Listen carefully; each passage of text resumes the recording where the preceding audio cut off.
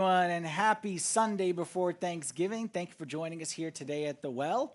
We are in the finale of a series called Blind Faith, where we are talking about the signs that Jesus performed and whether or not, as the video just said, do we as Christians, is our faith blind, or is it so much more than that, so much better than that? But before we get into that, Thanksgiving is approaching, and like I said, happy Thanksgiving in advance. We're happy that you're spending your pre-Thanksgiving Sunday with us. Thanksgiving is one of my favorite holidays. Okay, and it should be one of yours as well. It's the only holiday that has a very, not only holiday, but I'm saying one of the holidays that has a very spiritual Christian undertone, which is we gather around a table and we thank God for all the stuff that he has given to us. I hope that you and your family and loved ones get a chance to do it on Thursday.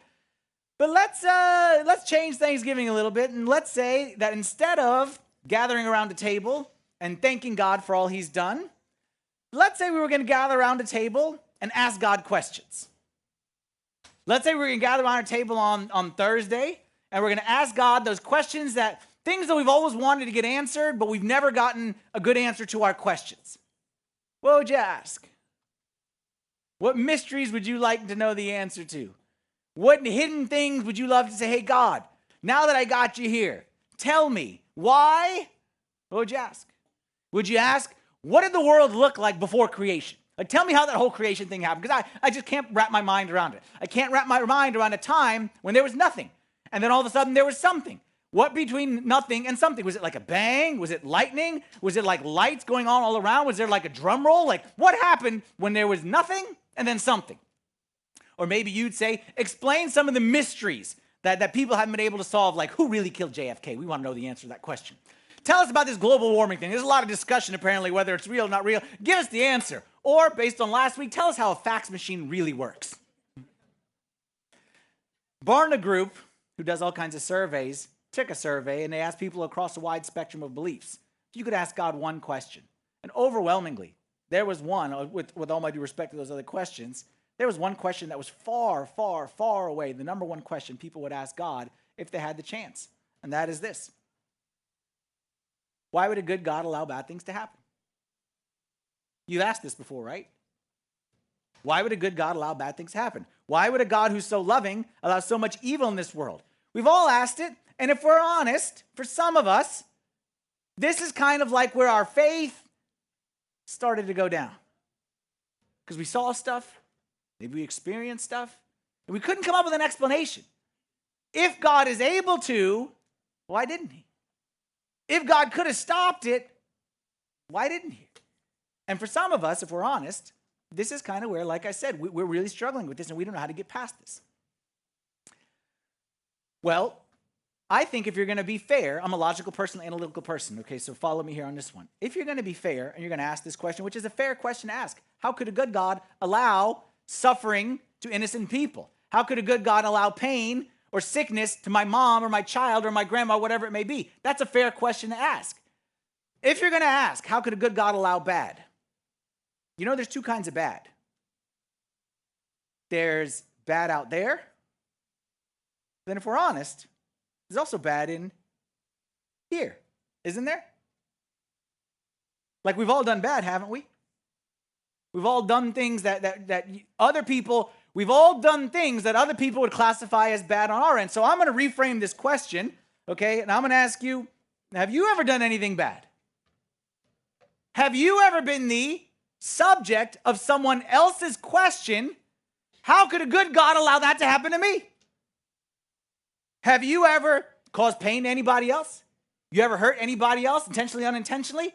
Have you ever, no raising hands on this one, but have you ever wanted to, but didn't because you know the consequences? You'd lose a job, lose a friend, maybe go to jail, like who knows what it may be. But maybe some of us, if we're honest, like deep inside, if we knew we could get away with it, oh, there'd be a lot of bad that we would have done. So therefore, if we're going to be honest, and ask the question, how could God allow bad to happen? I'm going to ask it this way. How could a good God allow me to happen? No one asked that. No one asked that question. No one looks at it and says, how could a good God allow? Because we are like, no, Father Anthony, we're talking about the bad done to me. But I'm fair is fair.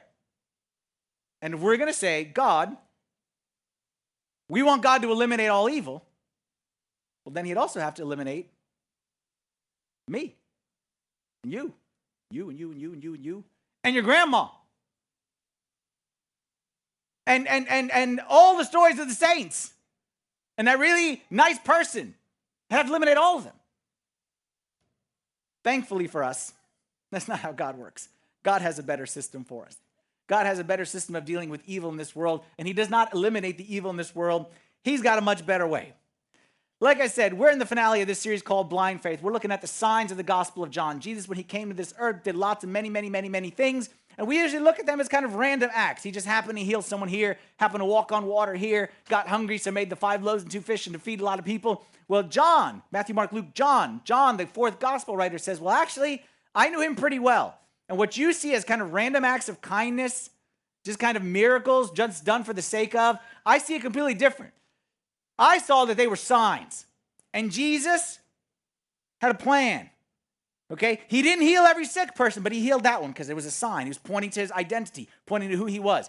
He didn't cure every blind person, but he did that one because it was a sign. Jesus did things with a plan. And what we're seeing is St. John, at the end of his life, when he writes his gospel, says, I'm an old man. I saw a lot of things that caused me to believe, and now I want to share that with future generations. And we, who live in the year 2019, say, thank you so much, because what you shared has been so beneficial and helpful for me to understand who the Son of God really is. And he dictates this gospel, okay, because he was old. He could have written it, but most people say he probably dictated it. And he, from the very start, says, I know this issue of good and evil. Like, I get it.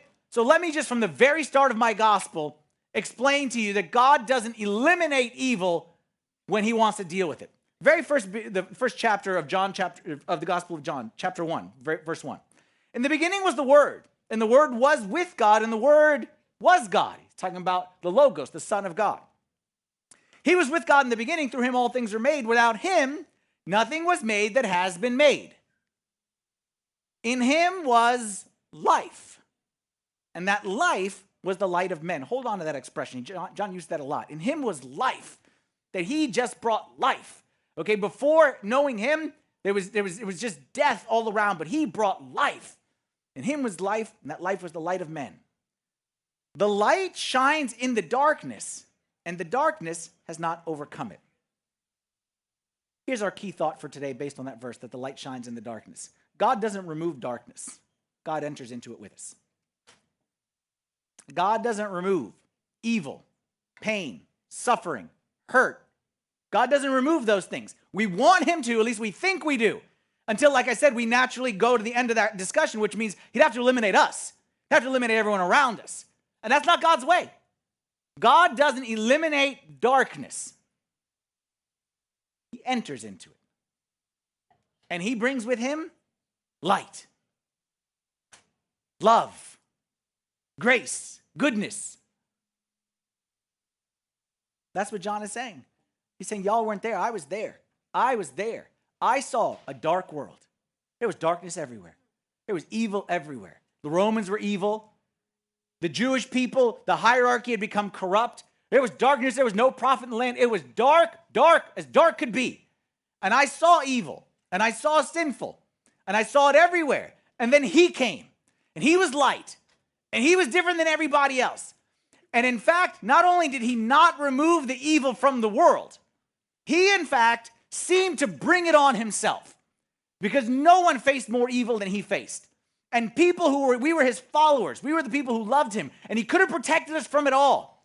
But he allowed us to face evil and pain and suffering. So what John is saying is that God doesn't prove that he's God by eliminating evil. God proves that he's God by shining light and goodness and love in the midst of that evil.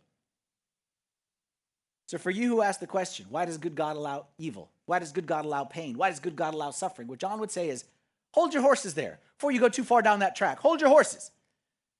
Because if you'd have seen what I seen, and you'd have heard what I heard, you'd understand that a good God and an evil world are not contrary to one another. The evil world does not negate the goodness of God. It does not disprove his existence. In fact, it actually becomes a means by which he shines his light even brighter. And John would say, if you don't believe me, let me tell you a story about a day in a city called Bethany, just a couple miles outside of Jerusalem, that changed everything. We'll pick up the story here. We're in John chapter 11 today. We left off last time, for who was here last week, in John chapter 9. We read the story of Jesus, how he healed that blind man. And that was in Jerusalem. And remember how we talked about how Jesus spent his whole life, or his public life, kind of between two areas. The north, which is Galilee, and then the south, which was Jerusalem or Judea. And he would go between the two. The north, easy, calm. That's where he would do things like walk on water, feed the 5,000. Okay, that's where he did a lot of his teaching, Sermon on the Mount. People there were a lot more friendly. Down the south, that's where all the drama happened. And he would stay up here for a little bit, then he'd go down there, and he'd rile them up, and he'd heal that paralyzed man. And they'd be like, we're going to kill you. And he would retreat back up here, spend some time with his disciples. And then he would go back down here, and he would poke that bear again, whack the hornet's nest, and he would do his kind of thing, and then he would escape back up here. We left him last week here in Jerusalem. All right, and after we finished that, when that born blind man and the whole temple was in uproar, because this was like the most public thing Jesus had done to this point. Like before that, remember, water into wine was kind of like in private. The 5 loaves and 2 fish was those people over there, but the people down here may not have heard of it or whatever it may be. Now Jesus did this thing in the temple, and they were all in uproar, and they said, this man, he's causing serious problems. After that, Jesus has a discussion with them in John chapter 10. We won't read it, but that's where Jesus talks about, I'm the good shepherd. And I came to give my life for the sheep. And the people were so confused. The people were confused because, like, he's saying good things, but he's breaking the laws of the good people. The Pharisees are saying he's bad. So we're supposed to trust them. But he says, and they were really confused. So they said, tell us, Jesus, are you from God or not from God? Like, we can't figure you out. And he responds this way in John chapter 10, verse 24. The Jews surrounded him and said to him, how long do you plan to keep us in doubt? If you are the Christ, tell us plainly. Tell us. We can't figure out all the signs. He says to them very simply, look, I told you, and you do not believe. The works that I do in my Father's name, they bear witness of me. He says, I didn't just tell you, I showed you. And if you choose not to see the signs, man, that's on you, like we talked about last week. If I jump up and down here on stage and you say I didn't see it, well, I mean, that's not a problem with me jumping. That's a problem with your eyes. That's a problem with you choosing not to look. And that's what Jesus says right here. But for your sake, Jesus says, for your sake, I'm going to do one more sign. And this next sign, which we're going to read right now in John chapter 11, is so undeniable, so indisputable, so nobody can miss this one unless they stick their head in the ground. He's going to force the hand of the Jews. And he's going to say to them, I'm going to do something that cannot be denied. And either you have to believe in me, or you're going to have to kill me. But those are going to be the only 2 options. Because I am who I say I am, and I'm about to prove it to you. Finished in Jerusalem, Jesus now travels about a day and a half, maybe 2 days distance into an area called Berea, which is a wilderness, which is where John the Baptist was. About a day and a half outside of Jerusalem. And it's there that our story picks up. John chapter 11, starting in verse 1. Now a certain man was sick, Lazarus of Bethany, in the town of Mary and her sister Martha. Therefore the sisters sent to him, saying, Lord, behold, he whom you love is sick. I love the fact, this is not really our message, but just imagine you be so close to Jesus that they don't even say your name. That a messenger comes and says, the one who you love is sick. And Mary and Martha were sure to just tell Jesus, the one who you love. He's going to know. Like, imagine being so close to Jesus that they didn't even need to say your name. That's what Lazarus was. The one whom you love is sick. And they knew exactly Jesus would know who he's talking about. Verse 4. When Jesus heard that, he said, this sickness is not unto death, but for the glory of God, that the Son of God may be glorified through it. We've heard this before, right? We've heard this before. Sickness. And Jesus says, no. Jesus again creates that new category that not every sickness is necessarily a bad thing. And he says here, the sickness is for the glory of God. You see, back to my earlier question, how can a good God and evil in this world? How can a good God and pain? How can a good God and death? Somehow Jesus believed that evil in the world doesn't negate the presence of God. It doesn't mean that God is bad. And Jesus saw that good and bad can coexist together. And one doesn't deny the other one, as we sometimes foolishly think. And he creates this new category. This sickness is not unto death, it's for the glory of God. He's saying you can have bad, which leads to good. Now, of course, when he said this, we don't understand this. The people back then didn't understand it. So what John does, okay, John kind of inserts himself in the story. He's like you're going to see, he's telling like the story, telling the story. But he inserts himself and writes like a little editorial comment because he knew that people are going to be reading his story and going to be like, what? Jesus said that the sickness, which we know eventually is going to lead to death, we know that that's not bad. There's no way. So John writes this little kind of like disclaimer, this little footnote. By the way, John chapter 11, verse 5. Now, Jesus loved Martha and her sister and Lazarus. He has to make this comment because it kind of seems like he doesn't. Like you come to me and say, Father Anthony, so-and-so sick. And I'm like, it's not that big a deal. Don't worry. It's probably good for them. You think to yourself, oh my goodness, how insensitive and how rude. But John says, no, don't worry. Jesus loved them. And he has to say that because what happens next gets a little bit worse. Verse 6. So when he heard that he was sick, he stayed 2 more days in the place where he was. Of course, the logical next step. Lord, he whom you love is sick. Okay, pull up a chair. Let's hang out. Jesus, you healed total strangers. You didn't even know their name. You didn't even meet them. Why you leave Lazarus? Why you don't go? Why don't you at least go for Mary's sake and Martha's sake? Like they sent you a note. Give them a call. Send a note back. Like, you're just going to sit here? And if we're honest, we're trying to tell the story. We're telling our own story here, right? We know this feeling. God, where are you? God, you healed so-and-so, and they asked. God, so-and-so, and you solved their problem. So-and-so didn't have a baby, and you gave them a baby. So-and-so's kid this. So, look, we know that story. Why not me? Don't you love me? I thought I was the one you loved. I thought I was the one you loved. I thought we were tight. God has forgotten me.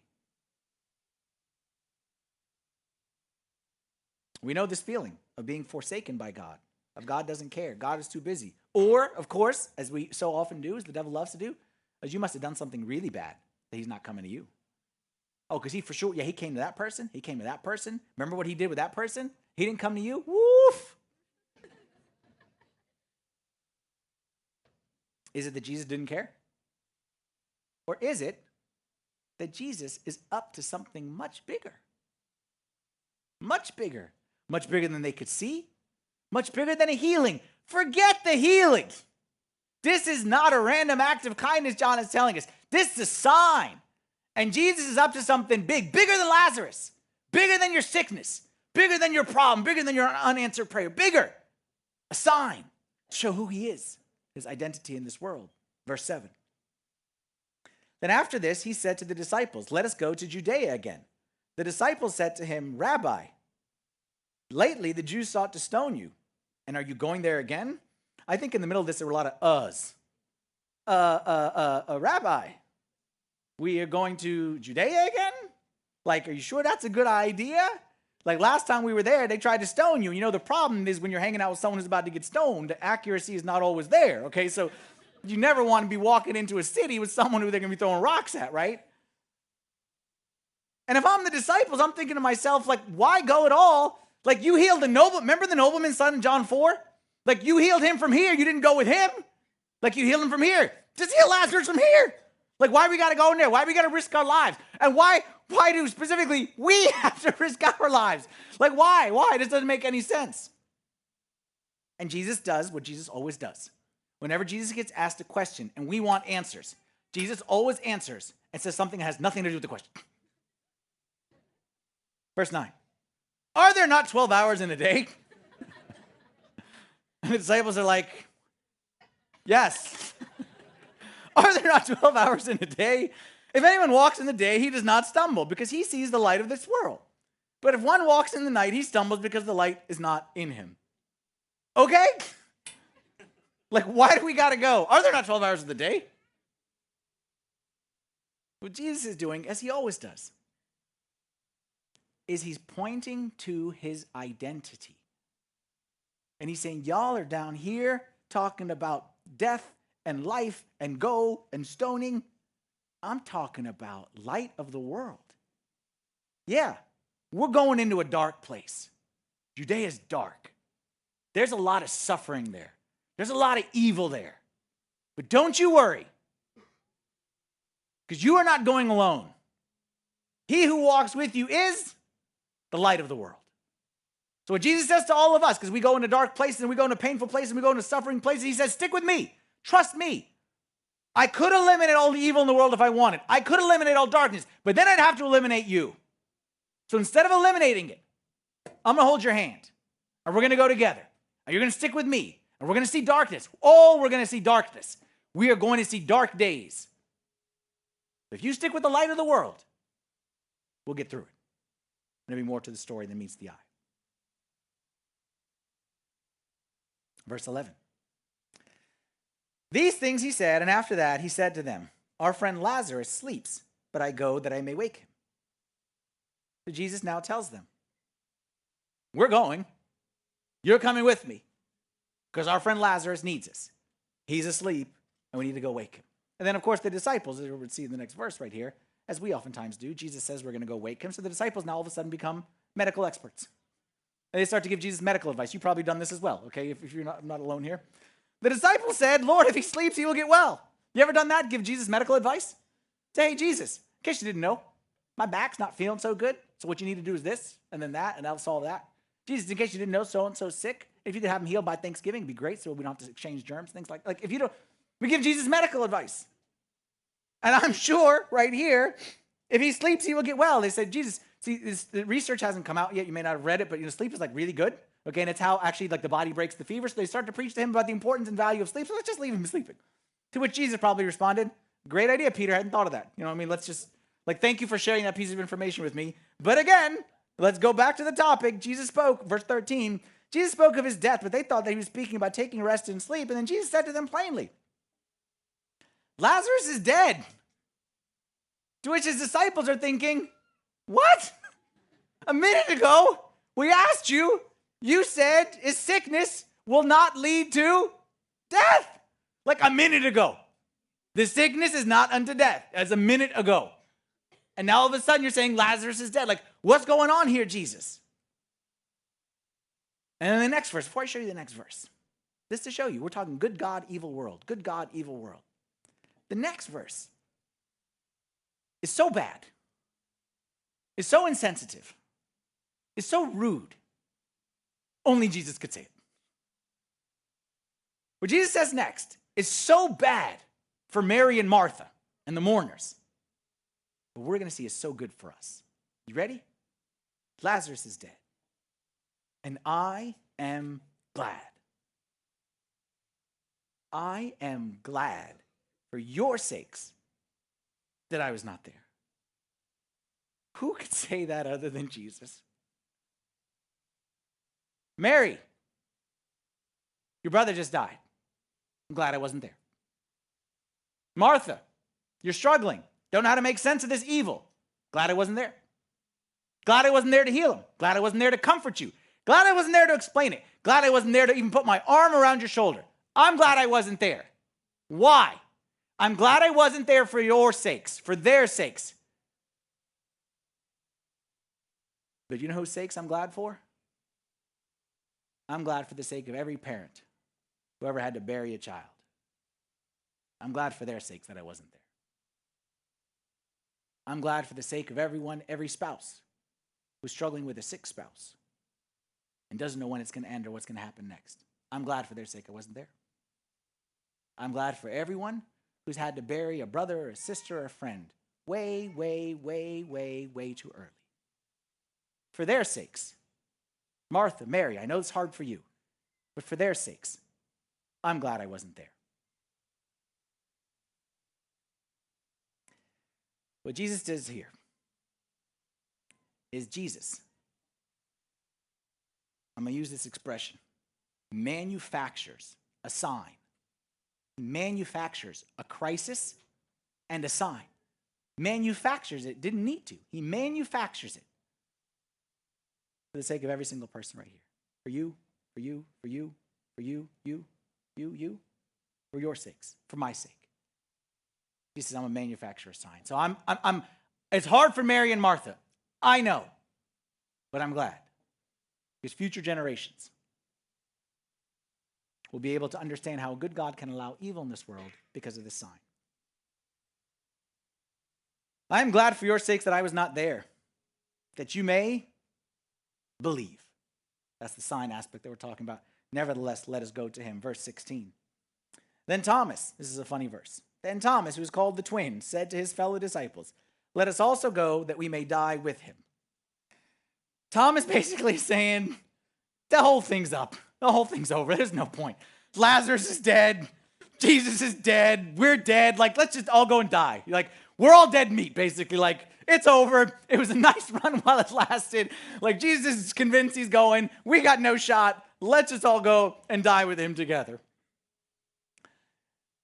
That's them in the wilderness of Berea, and they start to journey. Now, let's go back to Bethany. What's happening in Bethany at this point in time? It's now been 2 or 3 days since Lazarus died. What they thought originally was when the messenger left Bethany to go to Jesus, Lazarus was only sick. But what we know from the story is that on the journey, that Lazarus died. So Lazarus actually been dead now for 2 days, 3 days. And you can imagine Mary and Martha, what are they thinking? Oh, Jesus is coming. Jesus will be here any day. Jesus will be here any minute. Kind of like, in all the Superman movies, Lois Lane knows. She knows. It's just a matter, like he's going to swoop in at the end. Superman's coming. Superman's coming. Because I saw him do it with the Nobleman son. I saw him heal that blind man. I saw him do it with the 5 loaves and 2 fish. This is Lazarus, the one who you love, like the one you ate at our house, Lord. Okay, we supported you in your ministry, probably financially. We had dinner together. Like, we are tight. Of course Jesus is coming. Of course Jesus is going to be here to save the day. Of course. And the first day passed. And the second day passed. Now the third day is coming to an end. The messenger has returned without Jesus.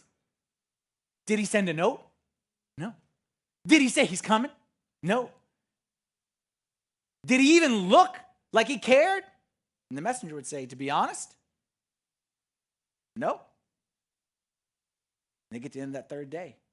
In Jewish custom, they got to bury him. So they bury him. Jesus isn't there. You've been there, right? Where are you, Jesus? You've been there. I don't need to tell this to you. You've been there.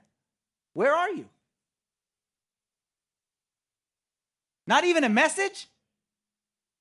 Not even not even attend the funeral? Okay, you're not going to heal him. You didn't even attend the funeral. You didn't send condolences. You didn't come just to put your arm around my shoulder. Say it's going to be okay. Preach a sermon. Tell me something. You just left me? You forgot me? I'm not important? I'm sure Mary and Martha asked themselves the same question that you've asked yourself. God, don't you realize how hard this is? You've asked that before, right? Don't you realize? Don't you realize how hard this is for me? How dark this is? Don't you realize? It gets worse. So when Jesus came, he found that he had already been dead in the tomb 4 days, to which his disciples are like, oh my goodness, this is humiliating. What are we supposed to say? We just sat there for 2 days. We didn't come. We didn't attend the funeral. This is humiliating. Martha hears that Jesus is on his way. She runs out to meet him. And Martha, as she always does, Martha's honest. She says exactly what many of us would be thinking. Exactly what many of us want to say. Martha says it in verse 20. Martha, as soon as she heard that Jesus was coming, went and met him. Now Martha said to Jesus, Lord, if you had been here, my brother would not have died. God bless Martha. She says what all of us are thinking. She says, it's your fault. And I'm thankful that we've all thought this, that this is your fault, God, and I'm thankful. That doesn't mean there's something wrong with you and your faith. If you've ever wanted to say, God, where were you? You messed up. This is your fault. You should have been here.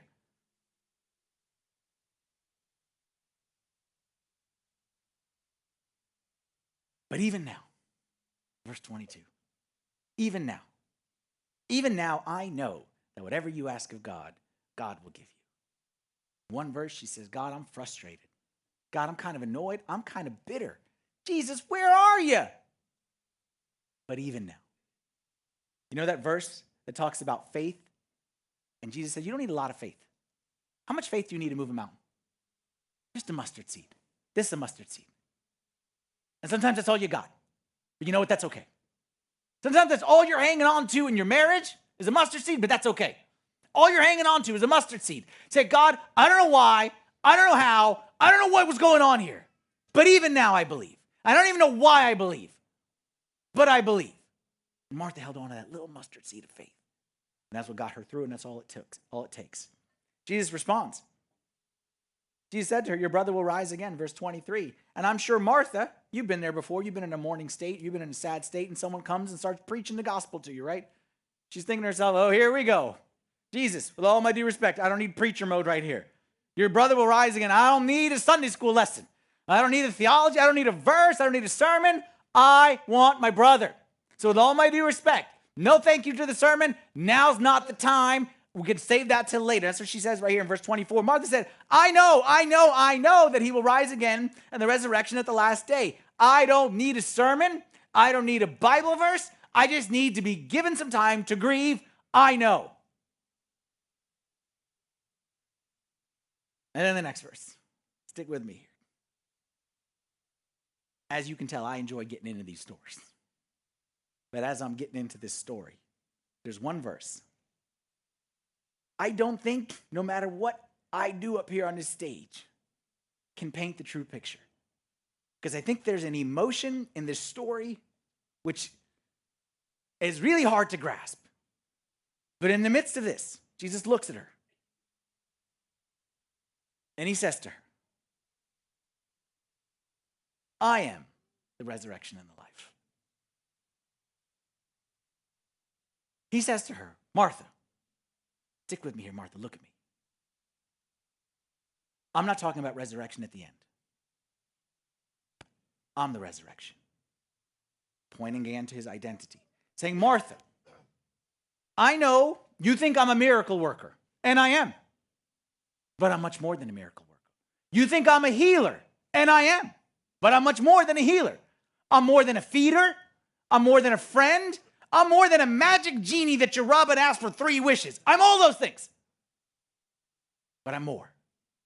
I am the resurrection and the life. I am the light of the world.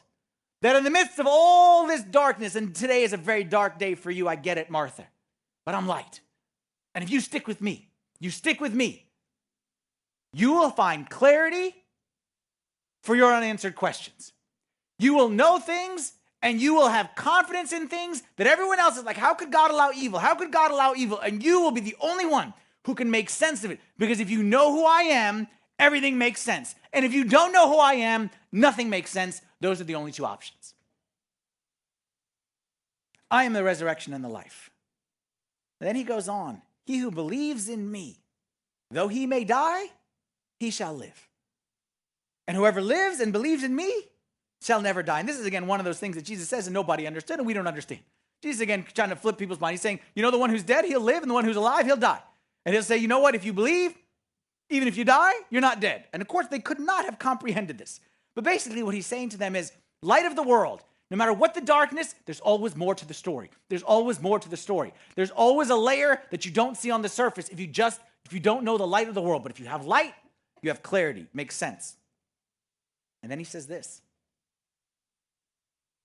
Do you believe this? And I ask you, do you? A couple weeks ago, I remember we were talking about, I don't remember which story, and I was saying about how all of Jesus' stories are a lifetime in a day. A lifetime in a day. Remember we talked about the blind man, how he walked by faith, not by sight, literally. That's like every day of our lives. Here we are again. Dark world. Here comes Jesus. Trust me. Light of the world. Do you believe? It's not easy to believe. Jesus, I believe in you, and I love you. But there's a tomb with my brother in it. And it is really hard to see that. Isn't it? Like, isn't it hard to look at the pain in our own lives? See our sick children? See the evil in the world? See those unanswered prayers? Like, it's hard. Like, God, I am trying. But it is hard to see the evil and believe that you're good. But she musters as much faith as she can. And she digs deep, deep, deep, deep, deep inside. And she says, kind of like we talked about a few weeks ago, I realize I don't need to understand everything in order to believe something. I don't need to understand everything in order to believe something. I don't understand everything, but I choose to believe something. Verse 27, she said to him, yes, Lord, I believe that you are the Christ, the Son of God who has come into the world. And God bless you, Martha. Martha, God bless you. What she just said right there is, I don't know why, I don't have answers, and I don't know how I'm going to explain this to my sister and everyone else. But I know who you are. You are who you say you are. And I don't understand it, but I don't need to understand to believe. I choose to believe that you are the Christ, the Son of the living God, who is to come into the world. And she goes back now to her family and tells Mary, her sister, says, Mary, the teacher's here. Jesus has come. And she has this conversation with her, and then Mary runs out and has almost the exact same words with Jesus, which means clearly they had been discussing this. Fast forward to verse 32. Mary, when she came where Jesus was, saw him. She fell down at his feet, saying to him, Lord, if you had been here, my brother would not have died. Exact same words. But what I want to point your attention to right here is one of the beautiful things, you may not have ever seen this, is Mary and Martha. We know the story about how Martha, when she served, Mary sat at Jesus' feet. Martha served, Mary at Jesus' feet. Mary at Jesus' feet. Mary at Jesus' feet. Look here in a crisis where Mary finds herself again at Jesus' feet. Because who you are when times are good is who you will be when times are bad. You cannot muster up a relationship with God when the storms hit. So if you have no idea where the feet of God are, and you have no idea where prayer is, and you have no connection with God, please, for my sake, there's going to come a point in time where you're going to need it. So now is when you practice it. You don't wait till it's raining to buy an umbrella. You know the umbrellas, you know the rain is coming, you get the umbrella. Mary lived her whole life at the feet of Jesus. Crisis hits, and she went back to that same space. That was her comfort place, and that's where she ended up here in front of Jesus. She tells him this, verse 33. Therefore, when Jesus saw her weeping, and the Jews who came with her weeping, he groaned in the spirit and was troubled. Now, this groan right here, okay, other translations, okay, talk not just, this groan is not just a groan. Others translations will say he became indignant. There's an anger element to it. It's not just grief like mourning. It means that he looked at the situation, at death and at darkness, and he got angry. He got indignant. Not because of Lazarus, because he knows Lazarus is about to raise again, about what sin had done to his creation. I'll give you a nice quote right here. Father Lawrence Farley, who writes about this, saying why Jesus was groaning in the spirit, why he was angry. It wasn't just because of Lazarus, it's because of the situation of mankind. He says this, man, bearing the image and beauty of God, was meant to stand radiant and eternal, bound heart to heart with unbreakable bonds, as one shining family, triumphant in the love of God. And here, death had worked its woe and torn down all the work of God. All that was left on earth of that shining and radiant vision was a scattered collection of weeping women, wailing to break the heart, clawing the dust, rending their robes in grief, powerless to stop the worms from eating the flesh of their family. Jesus is mourning and grieving, not just at Lazarus, but at the big picture of his beloved children made to live. But then he saw them in death and darkness. Jesus enters into that. And then the next verse, back to our story. I'm going to show you the next verse. The next verse, only two words long. It's the shortest verse in all the Bible. And I'm thankful this next verse exists. And I'm thankful that whoever, when the gospel writers wrote, like when the Bible was written, it's not written like, okay, verse 1, okay, then verse 2, verse 3. It was just written as a letter. And then when they translated it, they broke it up into verses. And sometimes it'll be like 7 lines, that's a verse. But somehow, these next 2 words, whoever was breaking it up into verses and chapters said, these deserve their own verse, their own number. And I want you to picture the scene. I want you to picture Jesus in front of the tomb. He's now arrived, Mary, Martha, mourners everywhere. He's standing in front of the tomb. There's weeping and wailing all around. Jesus knows 1,000% what is about to happen, which is Lazarus is about to be raised. He knows what he's going to do. But he pauses to enter into the story with the mourners. Jesus wept. I would call this divine empathy. That just as he did in his incarnation, just as he does every day, in the midst of darkness and evil and suffering, he doesn't just wave a magic wand and say, healed. He enters. Jesus entered into history when the world was so dark. He didn't just stand above and say, what's wrong with you people? He didn't come as a king and ride around giving orders. He rolled up his sleeves and he entered as a man. And you think you've experienced pain? You think you've seen loneliness? You think you've been betrayed? You think you've suffered? He did all those things and it was worse than yours. You know why? Because remember asking the question, have you ever done bad? He's the only one who can say no. So he entered into all that suffering and all that evil and all that darkness, and he was 1,000% innocent. Imagine how bad it would be. You say, I'm suffering at work, I'm suffering at home, I'm suffering. Imagine how bad it would be if you lost your job because I cheated the office. You lost your job because I stole the Post-it notes.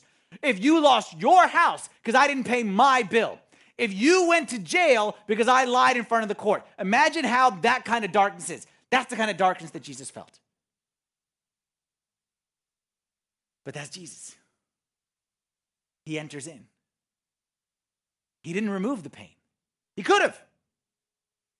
He didn't remove the darkness. He could have. But then again, that meant he would have had to remove you. He enters in. And he weeps with those who weep. And he feels what they feel, just like he does with the rest of us. There's a verse that St. Peter wrote in his epistle. It's 1 Peter 5:7, where St. Peter said, you can cast all your care upon him, for he cares for you. 1 Peter 5:7. Cast all your care upon him, for he cares for you. Cast all your care upon him. And I'm sure when Peter wrote that, some people were like, I can cast my care, like my little trivial details, like those small little insignificant things. I talk to God about those. And St. Peter would say, yes. You know why I know that? Because I was there at the tomb, Mary and Martha, and I saw him weep. And I saw that the weeping had nothing to do with anything, and he could have just come in and done the miracle, but he paused. He paused the story to grab them by the hand and to enter into the story with them, to feel what they felt. And yes, I have confidence that you can cast all your care upon him, for he cares for you. Let's keep going with the story here. Verse 36, and the Jews said, see how he loved him. And some of them said, could not this man who opened the eyes of the blind also have kept this man from dying? Again, this is the hard part of the story. It's hard to escape that if Jesus loved me, why didn't he solve? And that's what they're saying here. If Jesus loved, how come he didn't solve? And Jesus, just, again, goes past this. I'm doing something bigger than you can possibly imagine. Verse 38. Then Jesus, again, groaning in himself, came to the tomb. It was a cave, and a stone lay against it. And Jesus said, take away the stone. And the crowd went, and the mourners who had been weeping fell silent. Take away the stone? And Martha, again, as she always does, she's Martha, she's the best. Martha says what we're all thinking. She's like, Jesus. Martha, the sister of him who was dead, said, Lord, FYI, by this time, there's a stench, for he has been dead 4 days. Old English say, by this time he stinketh. That's King James Version. Lord, by this time there's a stench. In other words, to say, Jesus, you missed it. You had your chance. You're late. It's over. It's over.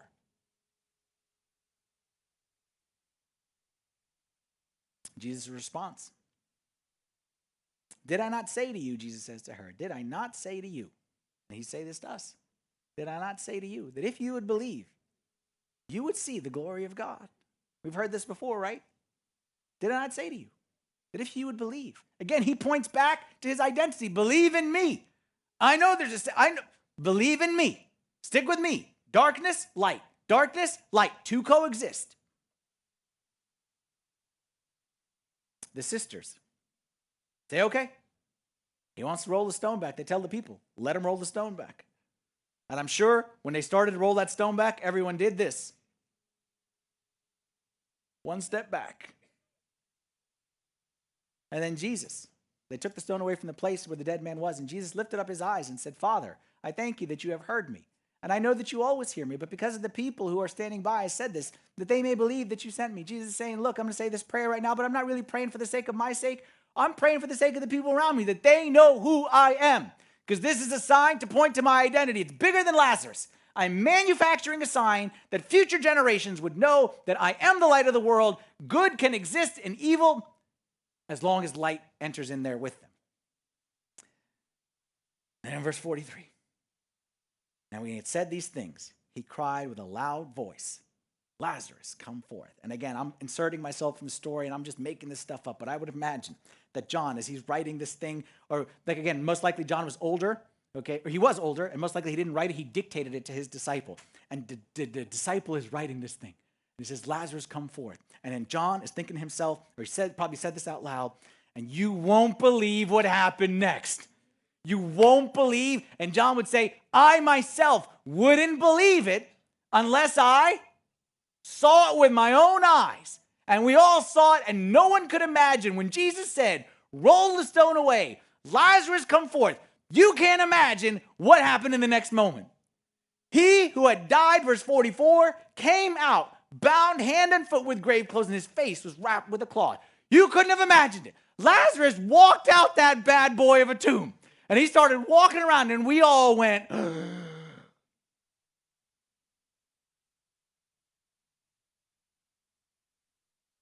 and then John states the obvious, the most, the Captain Obvious statement of the day. Then, next verse. Many of the Jews who had come to Mary and had seen these things Jesus did believed in him. Oh, I'll bet they did. I'll bet they did. You see Lazarus walk out that tomb. Remember, Lazarus has been dead now 4 days. This is different than every other dead person that Jesus raised. When Jesus raised the dead people before, they died. Jesus healed them on the spot. They rose. They died. Jesus healed them on the spot. This is different. Lazarus has been dead 4 days. What do you think happens when someone's been in a tomb for 4 days? The Jews knew it. Everyone knew it. The body had already started to decay. Decomposition had already set in. The worms, the whatever it may be. So Lazarus coming out of the tomb after 4 days means that when he unwrapped the stuff and he looked normal, it means Jesus literally, I mean this word literally, he literally was undoing death in front of their eyes. He didn't just raise someone who had been dead for a few minutes. He took a person who had been in decay and started to decompose, and he undid the power of death in front of the whole wide world. Indisputable. How can you argue that? What are you going to say now? Well, the Jews, like I said, sometimes you don't want to see him. What the Jews did, the Jews said, we got to do something about this guy. We got to kill him, or else we risk believing in him. It's too risky to leave him alive because every day we ourselves are getting more convinced that he actually may be the real deal. We need to kill him. And the Jews got together. Verse 47, and the chief priests and the Pharisees gathered a council and said, what shall we do, for this man works many signs? If we let him alone like this, which is a funny statement, as if they let him do this, okay? Jesus didn't need permission. If we let him alone like this, everyone will believe in him. And the Romans will come and take away both our place and our nation. Oh, you foolish, foolish nation. You were so worried about losing your little nation, which you didn't even have, and so worried about the Romans getting upset at you, which they already hated your guts and they already took it away. You were so focused on what you had to lose that you missed out on what you could have gained.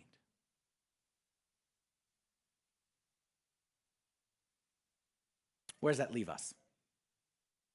Y'all are smart people. I consider you, everyone here, very smart, very educated, people who know how to think. So you know, because you're a smart person, that you can convince yourself of just about anything you want. You tell me what you want to believe. You can find a documentary on Netflix to prove it. You can find a Bible verse. You can find whatever it is that you want to prove whatever it is you want. We are able to convince ourselves whatever we want. And throughout history, people have done that. They have believed in the unbelievable and denied the undeniable because they chose that they didn't want to see. But what we looked at in this series, what John is telling us, if you'd have seen what I seen, you'd have heard what I heard, you'd have no doubt that Jesus is God in the flesh. Like we so often, we talk about the divinity of Christ. Okay, in the early church, when the church first started, people struggled to accept his divinity. And those are all the heresies of the early centuries was he couldn't have been divine. He couldn't have been divine. And then the church fought, no, he's 100% divine. But I'll tell you what the modern heresy is today, I think, is that we deny his humanity. And we struggle to see that Jesus was a man just like me and you were a man, but he was not a man like me and you were a man because he was God. He lived on this earth. He had disciples. They followed him around. They wrote their account. He said wild things. He did even more wild things. He backed up everything that he said. And because he is who he says he is,